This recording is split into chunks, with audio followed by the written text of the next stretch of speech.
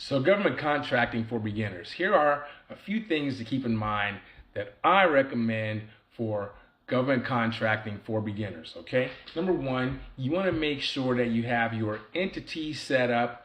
So whether that is an LLC, whether that is a C corporation, I don't really recommend being a sole proprietor in most instances, but hey, we want to make sure we have that set up so that way you have your EIN number and your articles of incorporation, your company registration documents. Okay, we're going to need that.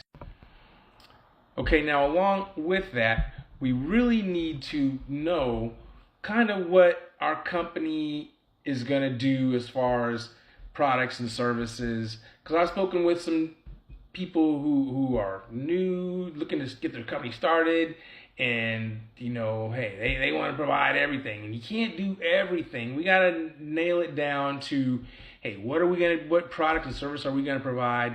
Maybe pick 4 or 5 things that kind of go together that you can provide. For instance, so like my company provides staffing services. You can say, hey, we provide temporary staffing, we provide permanent placement, we provide background screening services, payrolling services, but your primary service can be temporary staffing per se.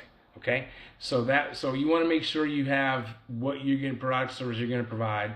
Okay, then next, I recommend that we go ahead and get some of our initial marketing stuff together. You want to definitely have a website. You want to get your email, professional email address together, and maybe start working on just at least a 1-page capability statement, because you are definitely going to be needing that to get out to potential customers and stuff. We want to potentially get our name out there on whoever is going to be our potential customers, whether that's a commercial customer, government customer.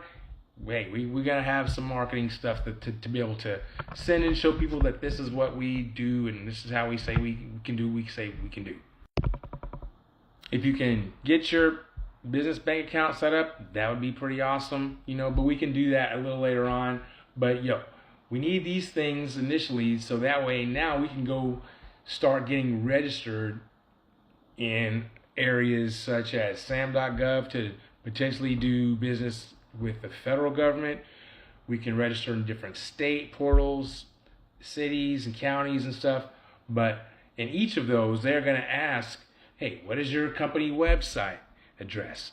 What is your email address? And having a Yahoo or Gmail address, that's not professional. So you want to have that stuff knocked down, so that way when you get registered, you have all that stuff is already together, and you can upload some of your marketing stuff, your 1-page capability statement in many instances.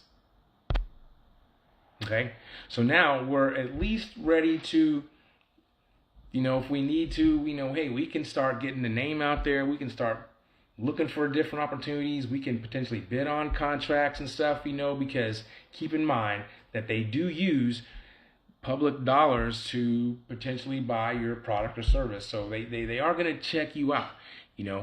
If you possibly can get some references together from old clients, that you've worked with in the past, that would be awesome, because a lot of times it's going to come up for, providing reference company past references, past performances, they call it. So those are the things that I recommend, that you get those things together initially, so that, hey, now we're ready to go. All right, and there's other things, but look, if you need help, reach out to me. Me and my team, we're pretty good. We've been awarded millions in contracts.